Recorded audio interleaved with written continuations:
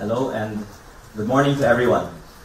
First of all, I would like to thank our special guest for also joining us today, who can also shed some additional light as a former official from the province of Batangas, particularly the great municipality of Mataas na Kahoy.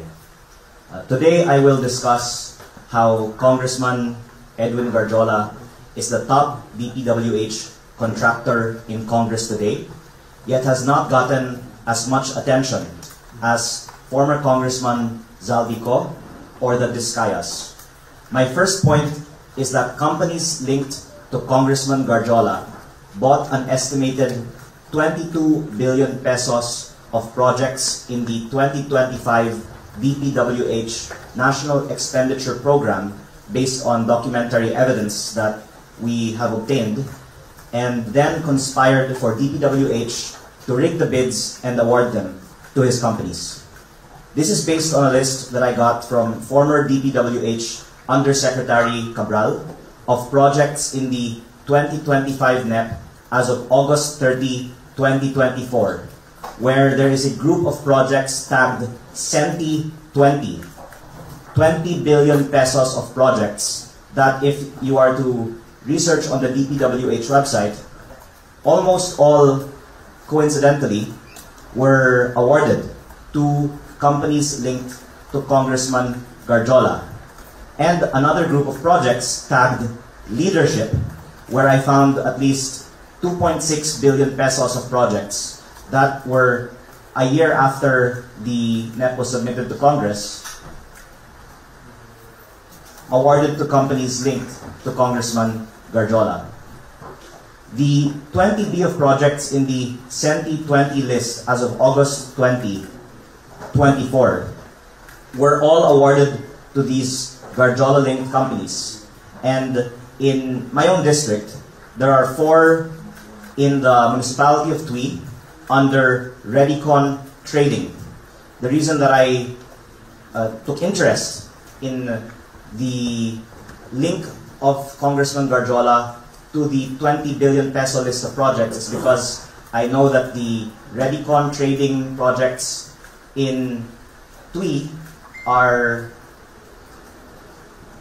proposed by Congressman Garjola because he called me asking for help for the local government to accept the asphalt specifications for the project, and the other projects under the list from Yusek Cabral have a similar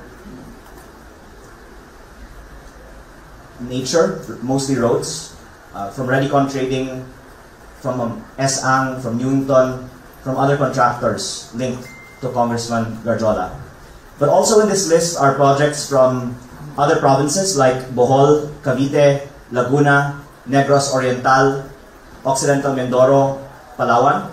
And lilinawin ko lang po, meron ng term na na-coin si Congressman Toby Chanco ng Sagasa for when walang alam ang district congressman sa pag-insert ng proyekto sa kanilang distrito ng isang katulad ni Congressman Garjola. Kaya hindi ko po sinasabi na may kahit anong koneksyon ang mga district congressman sa mga proyekto na na-park sa kanilang mga distrito. Pero kung ma-check natin ang mga proyekto na nasa listahan ito, sila nga po ay na-award sa mga kumpanya na konektado kay Congressman Garjola. And then in the category of leadership projects, if I can also scroll down, there are around 2.2 billion of projects that I so far found a link to Congressman Garjola, which include 2 road projects in my district in Calatagan that were awarded after the NEP to SAng Construction.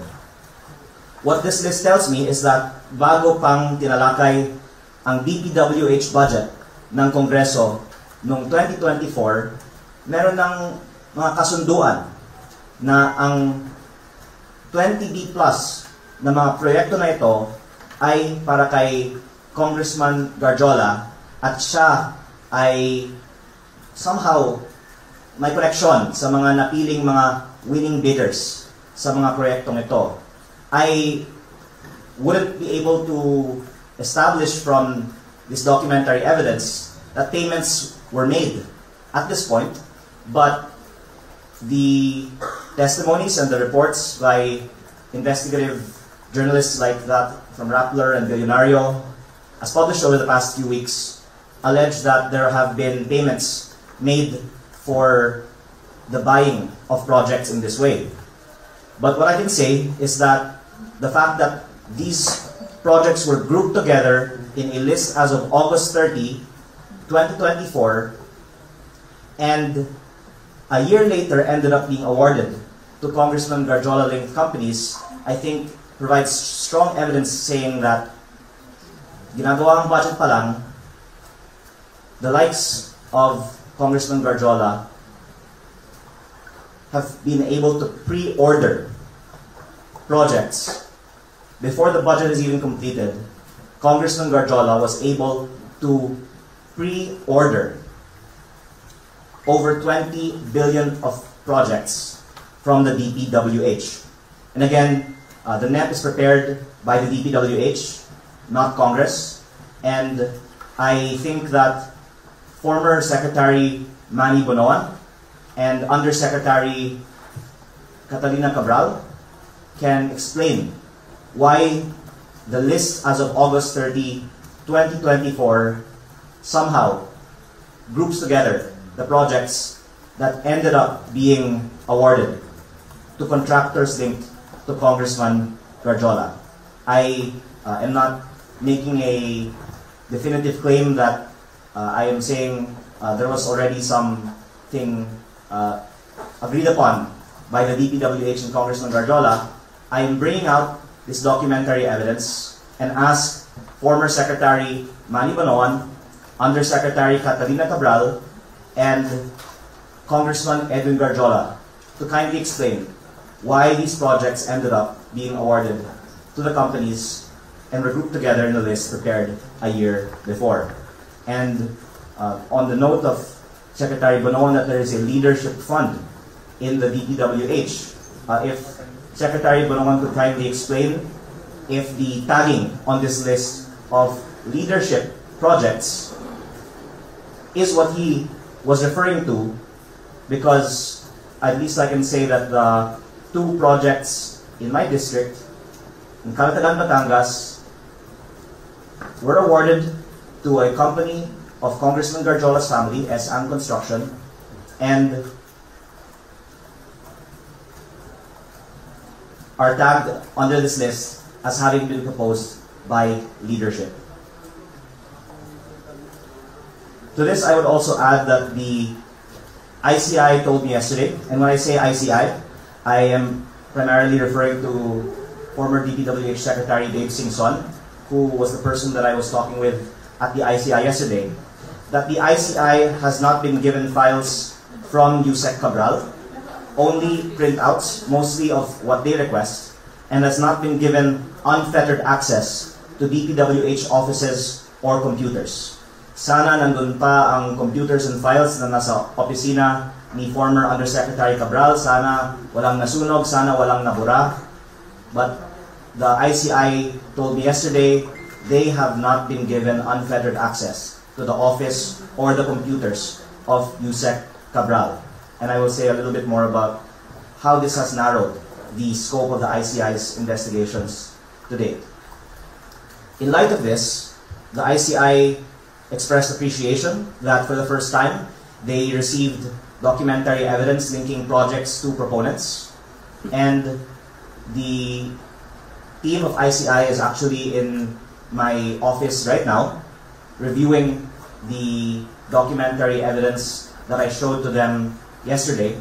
So the ICI will hopefully be able to do a case build-up now, linking projects to proponents based on the list that I have shown them from Yusek Cabral. My second point today is that companies linked to Congressman Edwin Garjola have secured over 100 billion pesos of projects from the DPWH.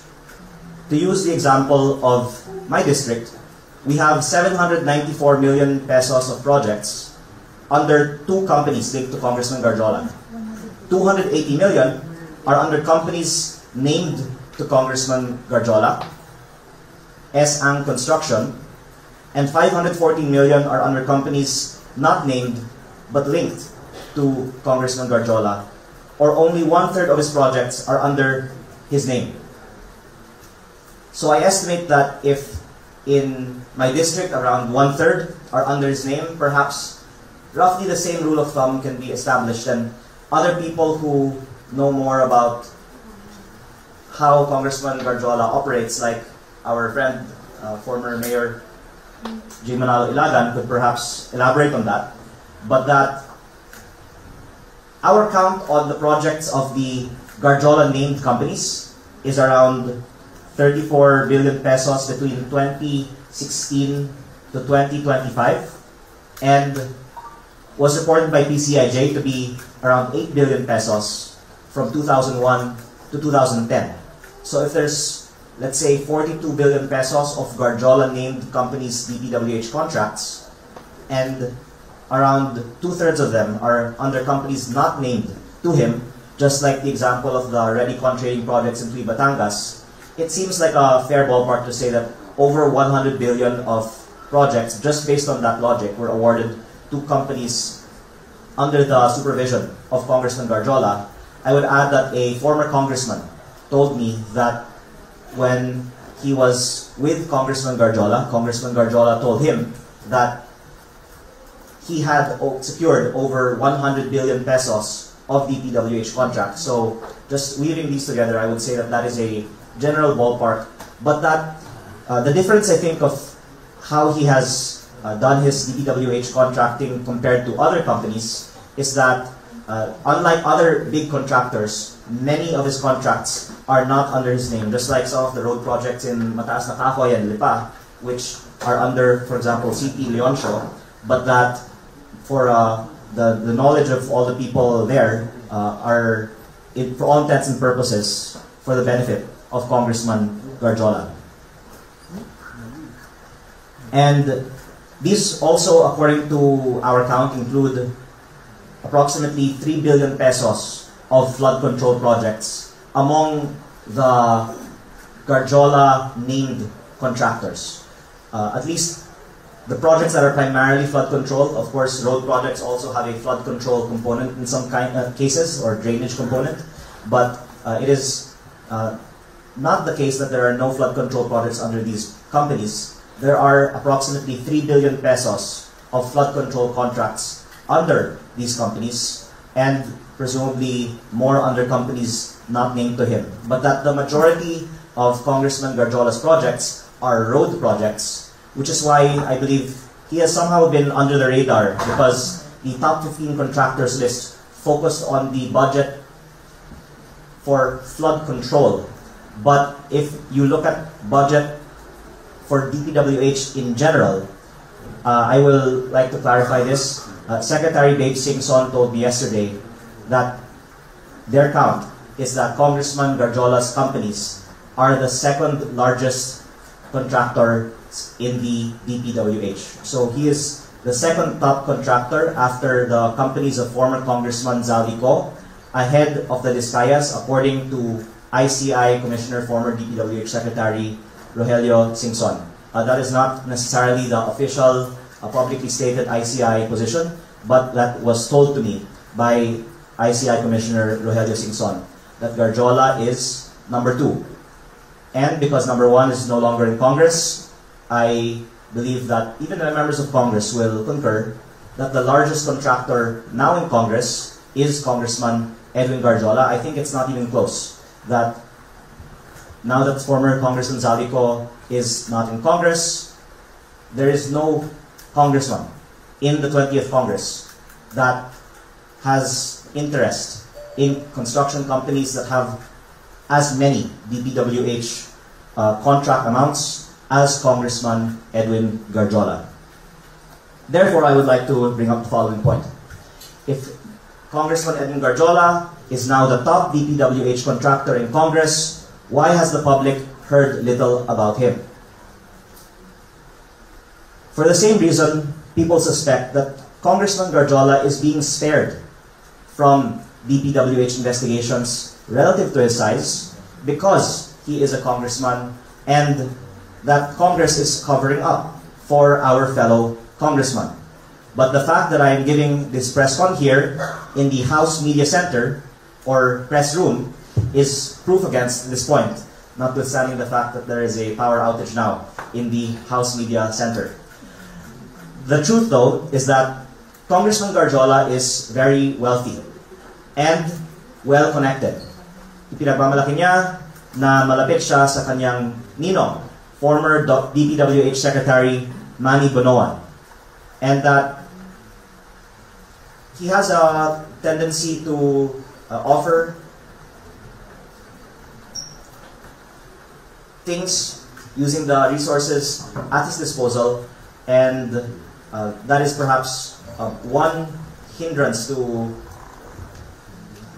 having more people also speak out on him. But I'm thankful that the media has done investigative reports like those recently released by Rappler and Billionario, and that those, as former Mayor Ilagan can also attest, have prompted the Ombudsman to take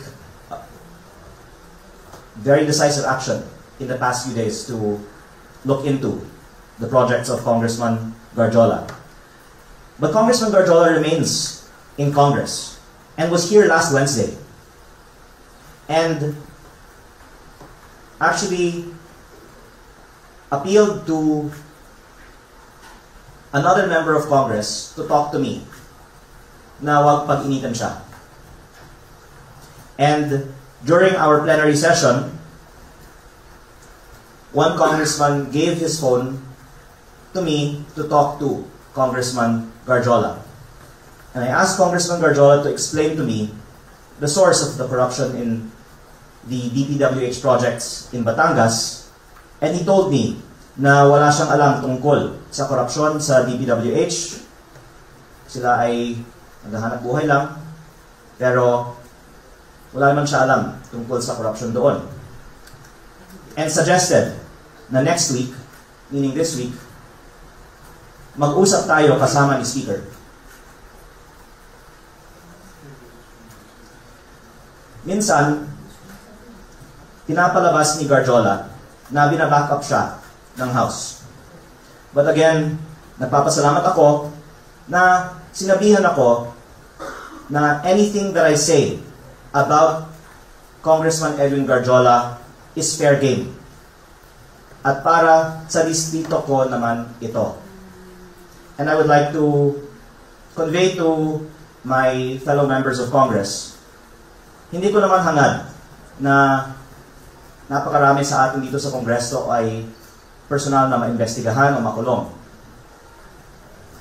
But I believe that the public wants to see Congress taking decisive action, and that it would, I think, be good for the institution if we do so for the top contractor in Congress today.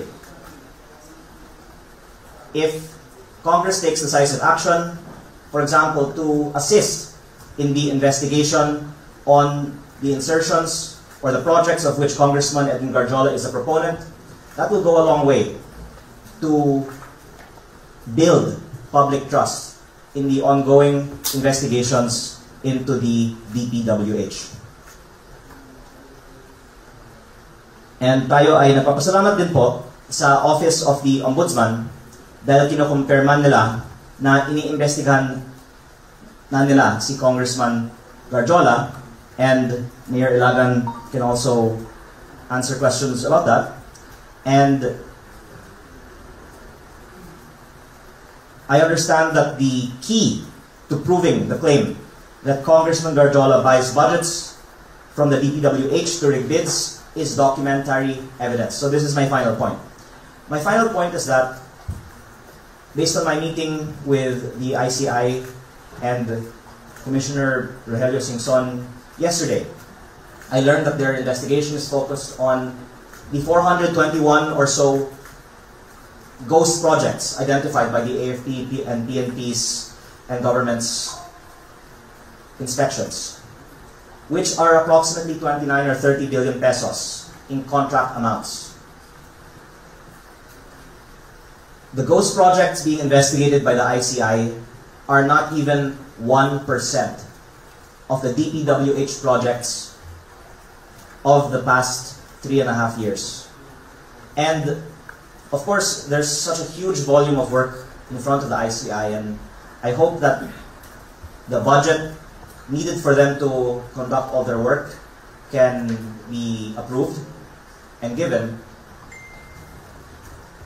I think that what are the currently provided resources for the ICI are not enough. Because in my own investigations, even these technical audits can cost tens of millions of pesos just for one district. But beyond financial resources, what the ICI needs is for the DPWH and Congress to release information on who are the proponents of projects that ended up being awarded to the contractors being investigated.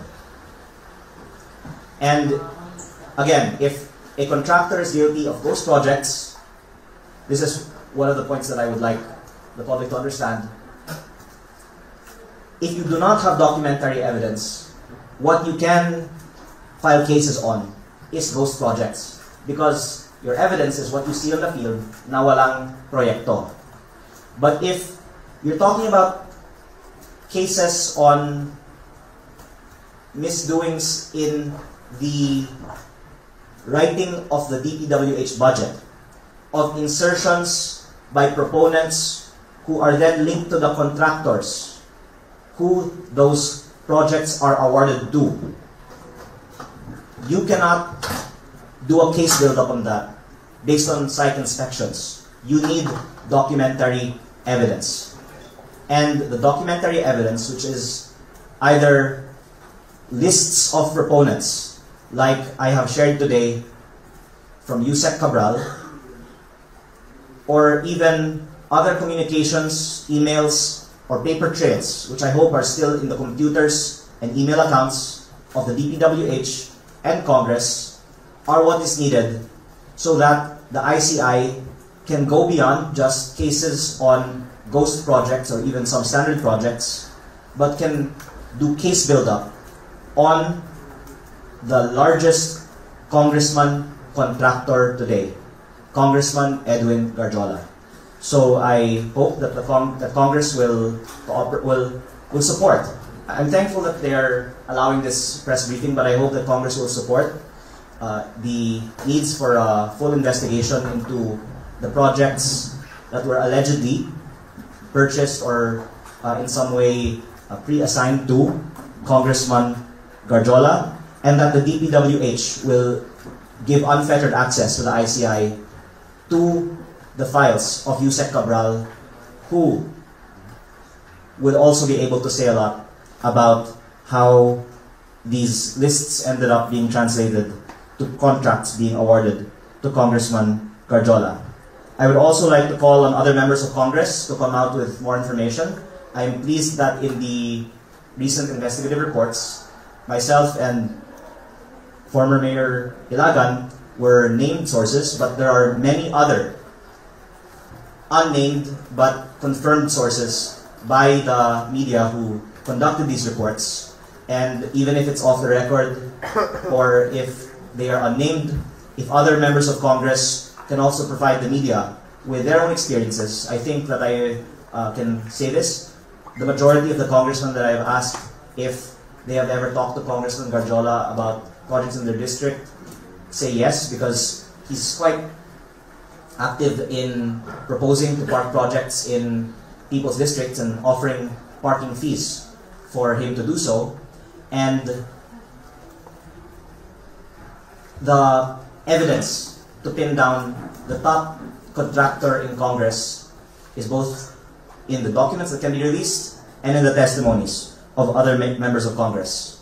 And lastly, I think that it is important to file cases on very important individuals like Congressman Garjola, so that a whole departure order and an asset freeze can be imposed on a very wealthy and well-connected individual like Congressman Edwin Garjola, so that he will not be able to leave the country and even dispose of assets and not see the country hold to account people like him for whatever that may later on be proven that he has done.